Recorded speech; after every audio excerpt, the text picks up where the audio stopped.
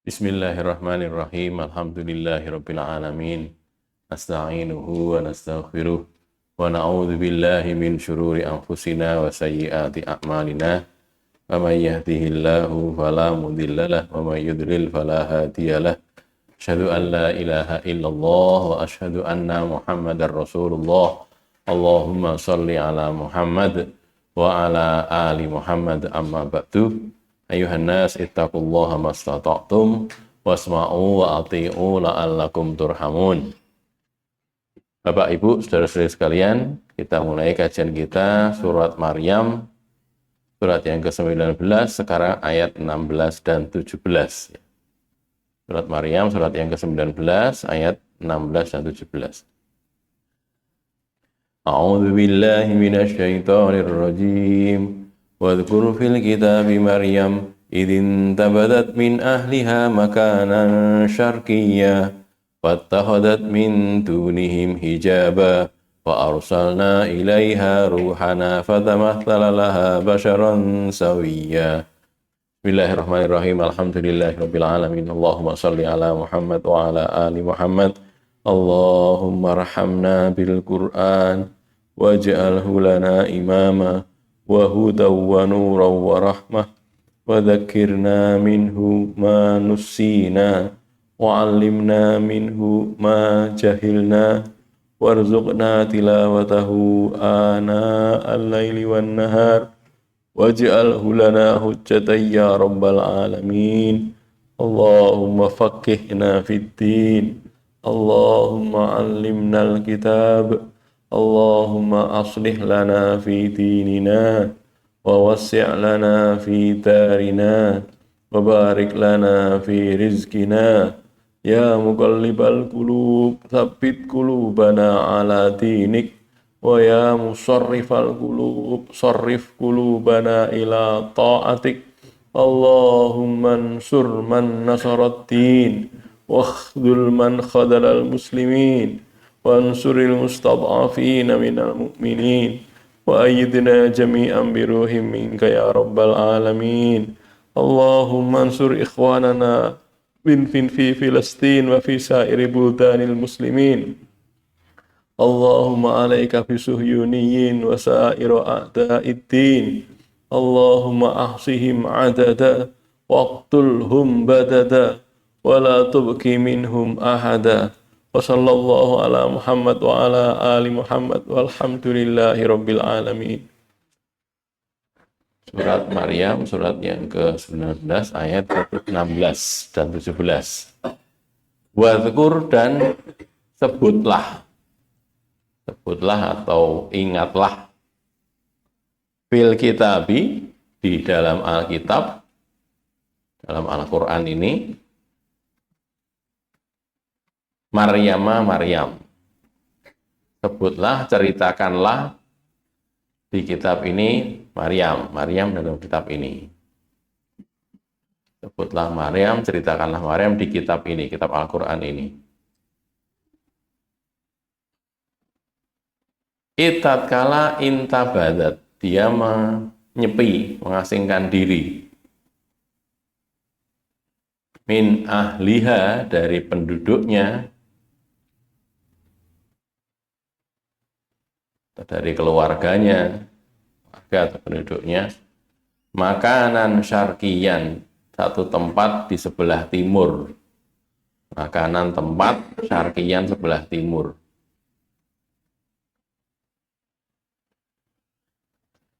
Fatakhodat, lalu dia mengambil, dia Maryam mengambil, min dunihim, dari balik mereka,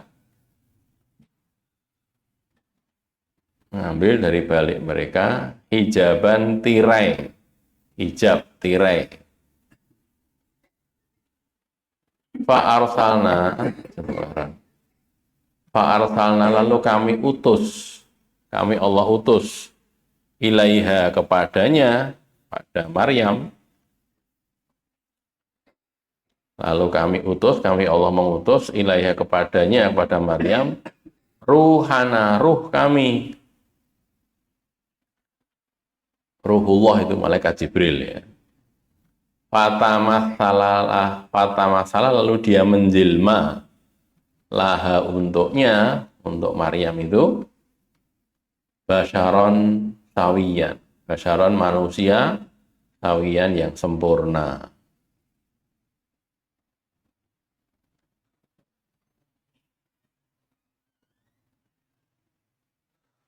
Wadkur lan critakno ya Muhammad fil kitab ana ing Al-Qur'an iki, kitab iki critakane sapa? Maryam. Nalikane intabadat Maryam ki mau nyepi nyingkir min ahliha sangka keluargane saka penduduke makanan sarkiya ana ing papan panggonan sing nenggon wetan ya, belah wetan. Fatahodat banjur Maryam ki mau jikuk nganggo min dunihim sangka sawali isira ora wong akeh iku mau, wali itu maksudnya sebaliknya di sebelahnya, di belakangnya gitu ya, di belakang mereka hijaban tirai. Fa arsalna banjur ingsun Allah ngutus ilaiha tumeka marang Maryam iku mau sapa ya ruhana ruh ingsun, Gusti Allah, mesti ruh dari Allah. Fatama salaha banjur ruhullah iku mau, malaikat Jibril iku mau mimbo laha kanggone Maryam basyaron sawiyan menungso ingkang sempurna. Sawiyan sempurna. Allah menyuruh Nabi Muhammad untuk menceritakan kisah Maryam. Wadkur fil kitabi Maryama. Wadkur Maryam fil kitab gitu. Nah, memangnya Nabi Muhammad kok tahu dan diberitahu oleh Allah melalui wahyunya ini, kan gitu toh ya. Jadi kamu ceritakan Maryam itu gimana? Nih, nanti diberitahukan di wahyu ini, di ayat-ayat ini nanti. Yang pertama, dia itu intabadat min ahliha. Kalau kita lihat silsilahnya, okay? Maryam itu Maryam binti Imron, bapaknya namanya Imron. Itu adalah ibunya Nabi Isa. Bapaknya Nabi Isa siapa? Tidak punya bapak. Nabi Isa itu manusia yang tidak punya bapak, Nabi Isa. Satu-satunya manusia yang tidak punya bapak. Nabi Adam malah ranti bapak, ranti ibu. Okay? Nabi Isa tidak punya bapak. Dia adalah adik perempuan istri Nabi Zakaria. Di Nabi Zakaria punya istri, istrinya ini punya adik ya Maryam itu. Maryam binti Imran. Jadi istri Nabi Zakaria itu juga binti Imron juga gitu loh ya. Karena kan podo-podo anak Imron gitu. Apa jenenge Imron.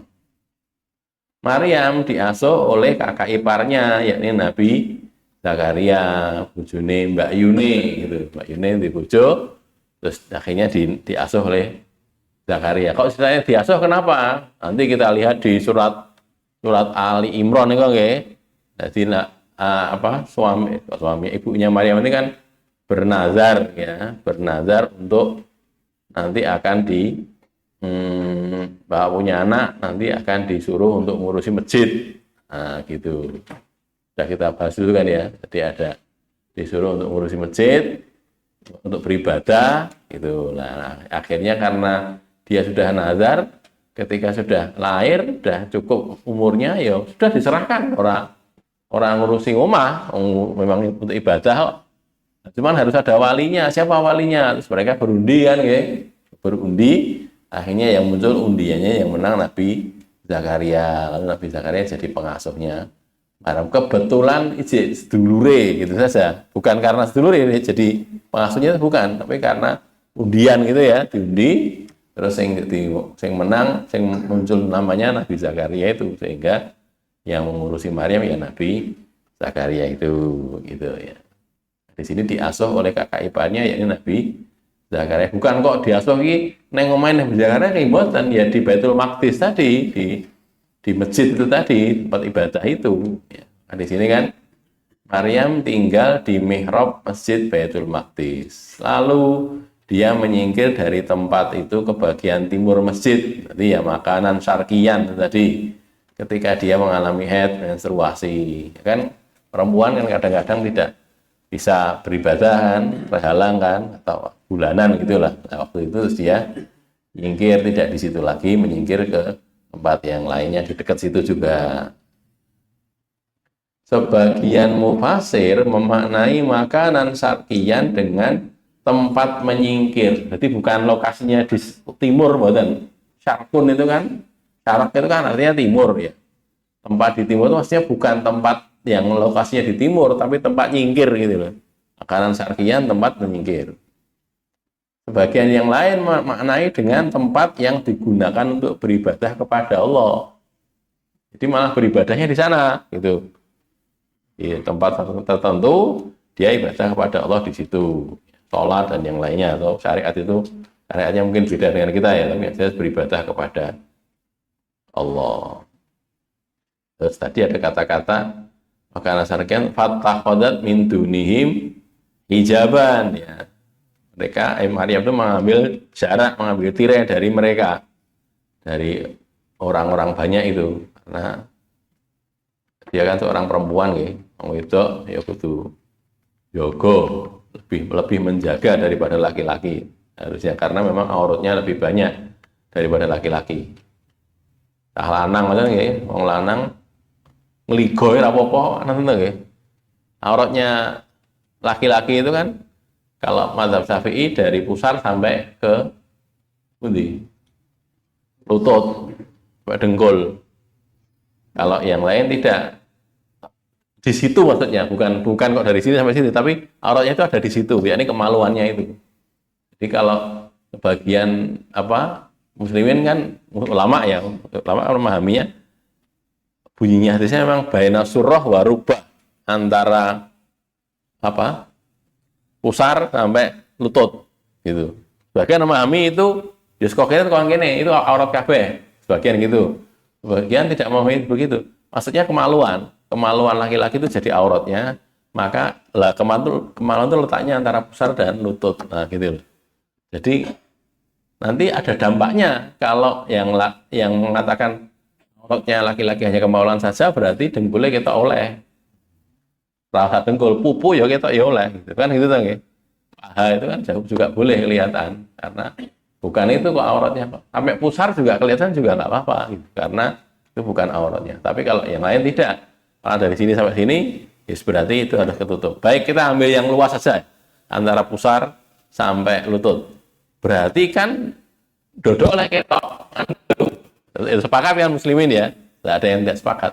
Itu bukan aurat bagi laki-laki. Tapi kalau perempuan, seperti sabdanya Nabi kepada Asma binti Abu Bakar, ya Asma, innal mar'ata idza balaghatil mahid, ya Asma, seorang perempuan kalau sudah haid, maka tidak boleh tampak darinya kecuali hadza wa hadza. Apa itu? Telapak tangan dari ujung jari sampai pergelangan tangan, terus juga wajah. Gitu. Jadi yang boleh kelihatan cuma itu. Niki napa jenenge? Dari pergelangan niki, gelugel nggih, sampai ujung jari, terus wajah. Itu saja. Mriki niki kita oleh ora oleh. Jadi sing kagungan putra putri nggih, punya anak perempuan atau istri, kadang-kadang gini kelihatan nggak boleh ini aurat ini bagi perempuan loh ya. Nek lanang ora, anak wedok aurat ini nggak boleh. Jadi ditutupi. Makanya nek nganggo baju panjang ya begini, ditutup gini. Kalau kira-kira sosok motor karena kelebaran ya di sini ditambahi apa gitu. Leker apa gitu ya ditutupi ben ra ketok. Itu ya, jadi itu kalau perempuan memang begitu, auratnya lebih luas, lebih banyak daripada laki-laki. Kaki juga sama, sikil ya aurat bagi perempuan. Makanya ya kaos kaki gitu, pakai kaos kaki. Tidak kok maaf, tidak berkaos kaki, berarti kan ketok sikile itu. Apa ya eneng to wong tertarik ndelok sikile wong wedok, ya mungkin wae to. Saiki, masalahnya bukan tertarik tidak tertarik, masalahnya itu aurat apa bukan gitu loh. Kalau itu aurat ya ditutupi. Nah, ini kan banyak dari kita atau dari muslimin, saudara-saudara kita juga tidak begitu memperhatikan itu. Ya akhirnya begitulah. Itu ya, maka kita perlu perhatian. Kembali ke sini, sekarang kita bicara Maryam bertirai dari pandangan orang. Nah ini menjaga pergaulan dengan orang lain, terutama dengan lawan jenis. Ya, fattakhadhat min dunihim hijaba, ditutupi pakai tirai, ditutupi kan raketok gitu loh. Jadi semakin seorang perempuan itu menjaga diri, semakin tidak membuka diri itu semakin bagus sebenarnya, lebih bagus. Gitu. Makanya dijaga. Pak arsalna ilaiha ruhana, lalu Allah mengutus kepadanya itu ruh kami, ruhnya Allah maksudnya malaikat Jibril. Malaikat Jibril itu sebutannya ar-ruh gitu. Tanazzalul malaikatu warruhu fiha biizni rabbihim min kulli amr, itu ruh di situ malaikat Jibril gitu. Jadi nanti malaikat Jibril turun waktu Lailatul Qadar itu ya, malaikat Jibril dan malaikat-malaikat yang lain. Jadi ruhullah itu malaikat Jibril. Kadang-kadang juga ruhullah itu dinisbatkan Nabi Isa, itu juga disebut dengan ruhullah juga ya. Karena Nabi Isa juga sebutannya juga ruhullah. Kalau yang di sini ruh di sini adalah malaikat Jibril. Malaikat Jibril datang dalam bentuk pria yang tampan dan sempurna tubuhnya, basyaron sawiyan. Lah kok dadak ngono? Lah nek ora, kuwi ora iso ketemu karo menungso. Gede banget kok malaikat Jibril itu. Besar sekali itu. Kan Rasul pernah melihat malaikat Jibril dalam bentuk yang sesungguhnya, Nabi semaput itu. Karena gede banget itu.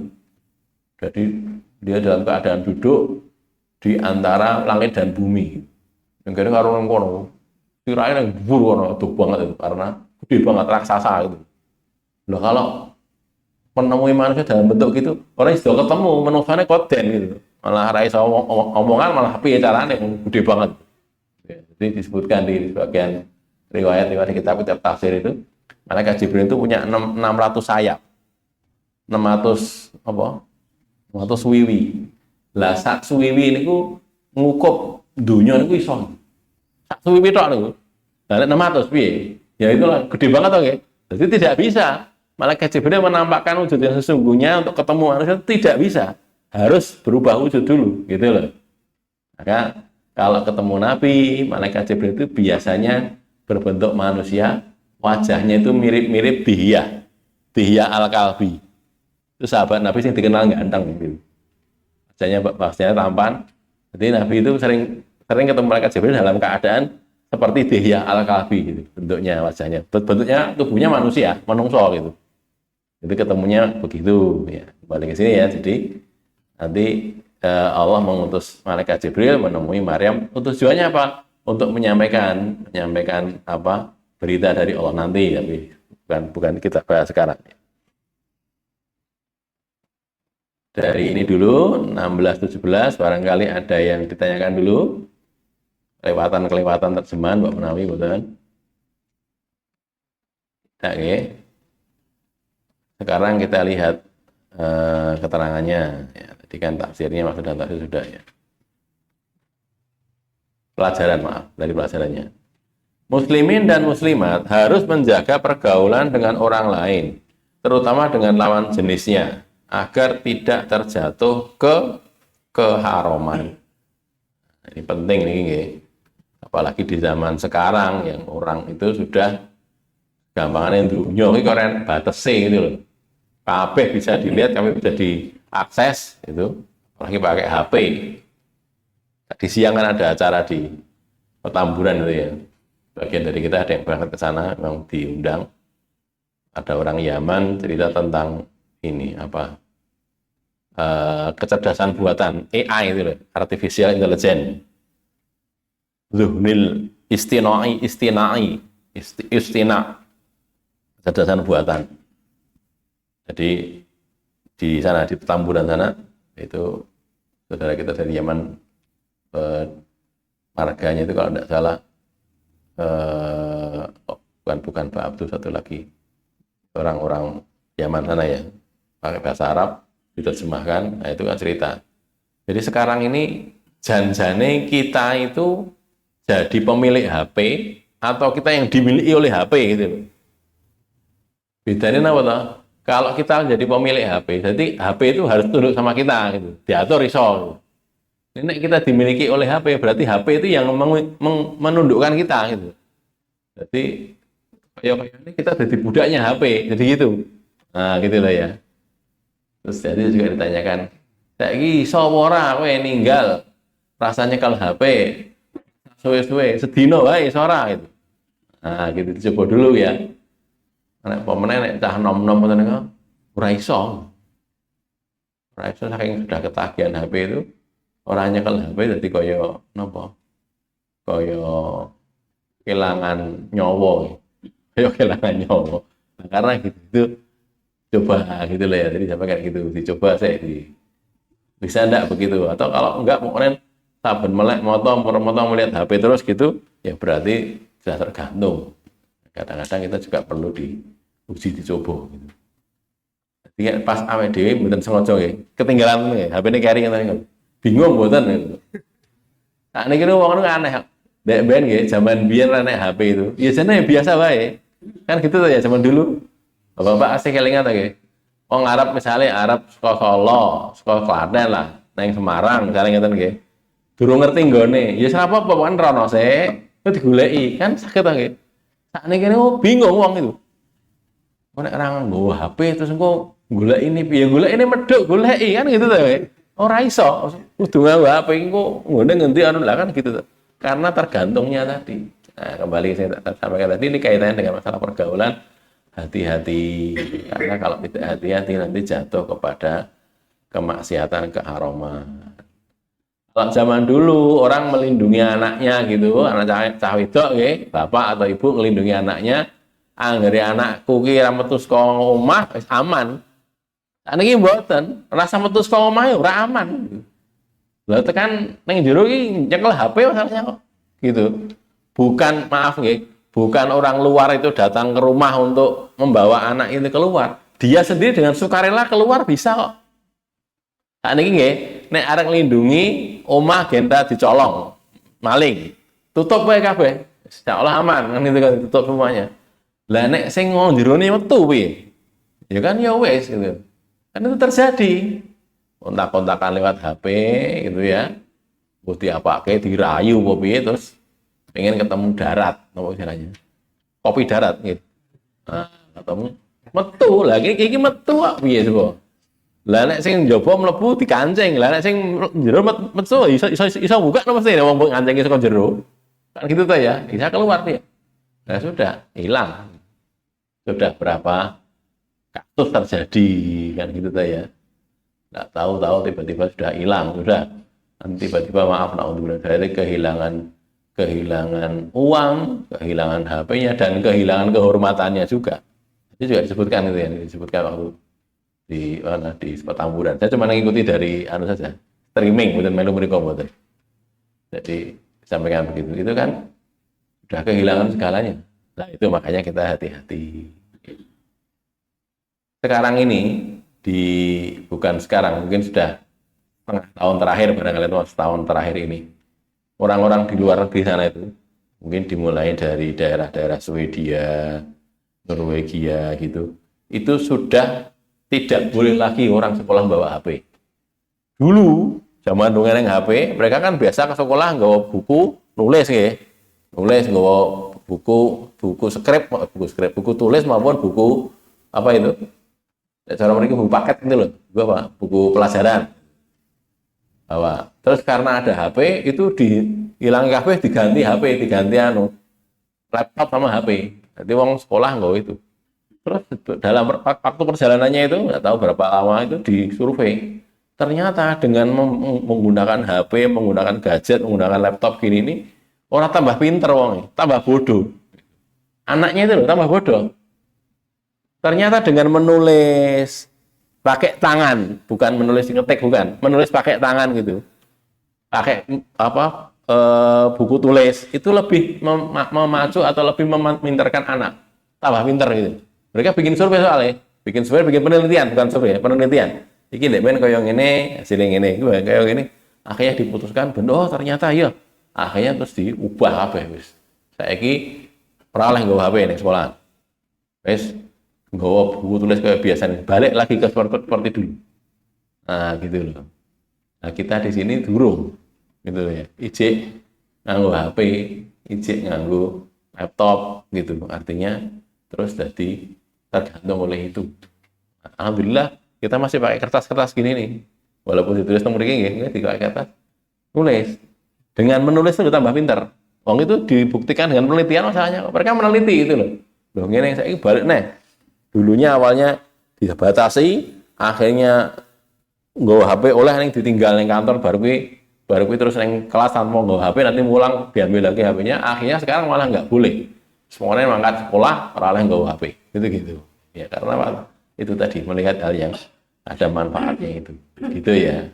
Nah, kita di sini belum apa malah ora gitu tuh ya. Jadi akhirnya ya tadi anak-anak kita tergantung oleh itu dino-dino ini main game terus tiba-tiba ketiban jatuh ke judol itu judi online ya. Judi online nanti enak pinjol sekarang pinjaman online ngopo ngedadak pinjaman online tinggal judi nyile gitu utang enek bungane tinggal judi lah itu loh. Subhanallah. Kan sudah ketahuan beberapa waktu yang lalu kan ya, ternyata omsetnya itu tidak cuma jutaan, tidak cuma miliaran, triliunan. Judi online itu triliunan. Gek, napa? Sing urun niku urune gara 10.000, 20.000. Dadi sing terlibat itu akeh banget itu. Nah, sekarang urun apa jenenge bayar itu 10.000, 20.000 untuk bisa mencapai triliunan kan dibutuhkan banyak orang, jutaan orang gitu. Itu yang terlibat itu jutaan orang. Itu bisnis besar itu. Artinya hasilnya gede banget itu. Itu ya, itu yang jadi masalah. Kalau yang ini tadi kita kaitannya dengan pergaulan dengan lawan jenis. Hati-hati. Gitu nggih. Hati-hati sing kagungan putra-putra itu terutama kalau sudah mulai dewasa, hati-hati dijaga. Ya jano ora kudu mlebu pondok, tidak harus jane. Di rumah juga boleh nggak apa-apa, tetapi tolong diperhatikan pendidikannya itu. Terutama pergaulannya tadi lho. Saat ini nek nang nyun sewu nggih di luar di sekolah-sekolah luar, atau di Klaten ini bapak-bapak guru, saya sudah sering menyampaikan beberapa kali menyampaikan di sini. Saya dapat berita dari saudara kita di Lampung itu dia jadi guru di sekolah negeri SMA negeri sana. Cerita di tempat kami itu saat di sekolah kami itu sholat rawatib, sholat fardu itu wajib, anak-anak harus sholat.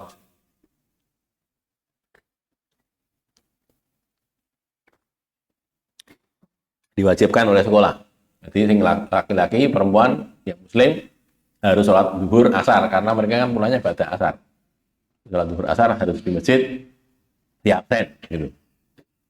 Harus sholat. Kalau perempuan mungkin kalau pas berhalangan ya tidak. Yang jelas yang pas laki-laki terutama gitu. Tapi karena diwajibkan itu, maka masjid sekolah itu rame banget. Bukan karena rame banyak yang datang, tapi rame do ngomong-ngomong gitu loh.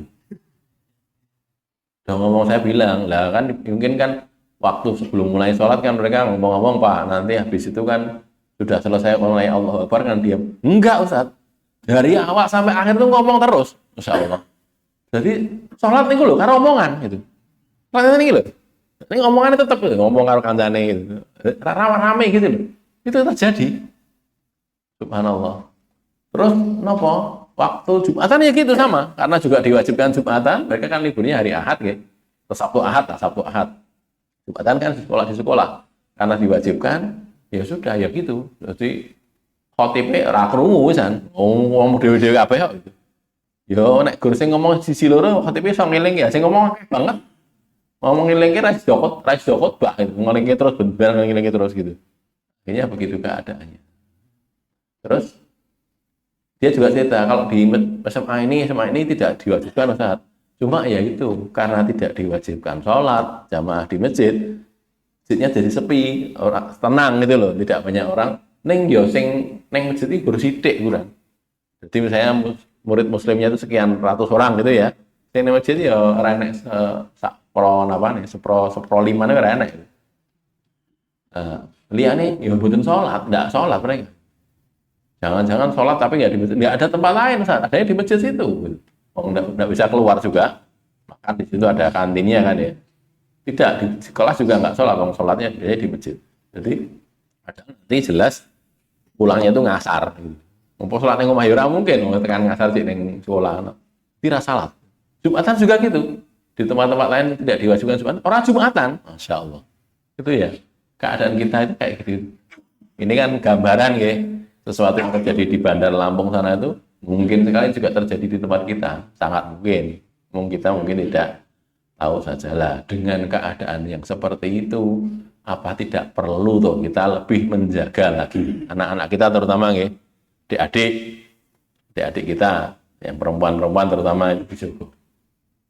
Nah, saat ini oke lah orang yang pondok yang dijogo tenanan. Nah, gitu. Terus dulan, Mas aku tak dulan ya, neng ndi dulan kuwi.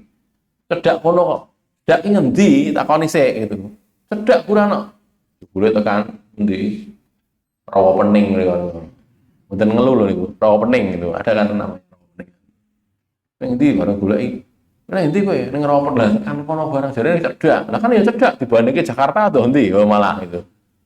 Itu kan gitu keadaan itu hati-hati gitu. Kita jaganya lillahi ta'ala, bukan karena apa lagi, karena keadaan sekarang sudah semakin kayak gitu keadaannya. Yang kedua, orang Islam harus rajin beribadah tanpa meninggalkan mencari nafkah, belajar, bekerja, dan aktivitas bermanfaat sehari-hari yang lainnya. Jadi itu juga hal-hal yang kita kerjakan sehari-hari kan ya. Ibadah, apa kok sering muji terus? Nggih mboten, tidaklah itu. Justru malah beraktivitas di luar, tapi ketika sudah tiba waktunya untuk sholat, ya sholat, ditinggal itu, gitu loh ya. Itu justru menjadi ujian bagi kita. Ayo belum sholat, naik masjid pora, kan gitu toh. Ada orang-orang yang apa? Saking mementing-mentingkannya sholat itu gitu. Jadi pokoknya nanggar adzan tutup, tokonya tutup, karena masjid, nah gitu. Ada yang seperti itu. Nah, kita berusaha untuk begitu. Nanti bisa begitu, alhamdulillah bagus gitu ya. Jadi disiapkan seperti itu. Setidaknya kita jangan lupakan itu karena itu juga kewajiban. Sing kene wajib, sing kono ya wajib.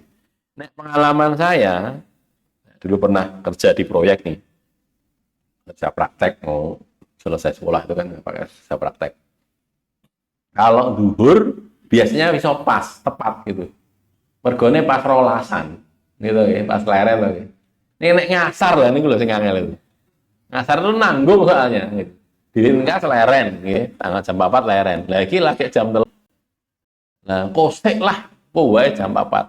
Tidane ora jam 4 setengah 5 sedane. Kan gitu masih kesel kok. Tukang-tukang ya kerja di proyek kan capek to. Rampung jam 4 rampung, ngoten langsung salat ora iso, leren sik no. Ngombe-ngombe sik, ngopi-ngopi sik gitu. Aduh sik. Nganggo ngeluk boyok barang jam 5 sudah nih salat itu. Itu loh yang terjadi begitu. Makanya ini pengalaman ya saya pernah alami sendiri. Oh ngono toh modelnya. Oh iya. Waktu ya gitu. Ya kita salat. Kalau kita anak-anak mahasiswa kan iso, tinggal kan iso. Kono ra iso. Enggak Mas, nanti dulu Mas ini bentar lagi kok tukang-tukangnya gitu. Nek pas Ramadan, pas dhuwur iso pas itu. Nang masjid iso, pas rolasan lagi, genter pas leren lagi. Manjine makan siang, manjine rolasan, manjine leren, salat zuhur nang masjid iso, nek salat asar. Itu yang paling sering dilupakan gitu. Makanya itu loh ayatnya ini kan gitu. Aqimis sholata wa sholatil wusta kan gitu. Berapa ayat ini kok? Sing enten sholatil wusta kan berapa ini? Kok lali tuh.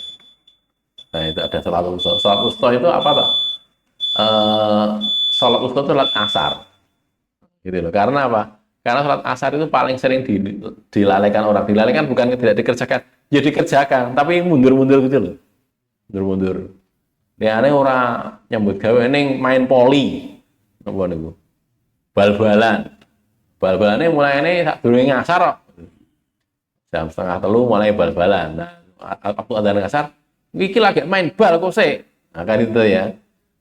Nanti ngenteni sak babak sik. Nah, sak babak cek eneng dialihane kok bar rampung wae ya, bar rampung delala 0-0 perpanjangan waktu nggih. Waktu baru ki jero rampung penalti ya tekan magrib. Lah yo memang itu godaan kok. Loh gitu loh ya. Makanya tadi kembali yang saya sampaikan tadi, kita hati-hati nggih. Masalah kita harus cari nafkah, iya bener. Belajar baca iya, tapi ibadah itu yang pokok, ibadah apa? Mahdhah maksudnya ya. Salat, puasa itu kan ibadah mahdhah. Itu yang paling penting harus kita jaga, karena itulah yang jadi sandaran kita kepada Allah. Itu wong sregep golek nafkah, sregep sinau dalam pelajaran, sregep nyambut gawe, ini lali salat, wah sudah alamat itu. Gitu ya. Orang kalau punya kekayaan tapi tidak terdidik dengan didikan din, jadinya ya kekayaannya malah itu bermadharat, berbahaya bagi dirinya juga bagi orang-orang yang lainnya. Baik, sampai di sini. Sebelum saya akhiri, barangkali ada pertanyaan. Nah, sampai di sini ya, ini tanggal 9.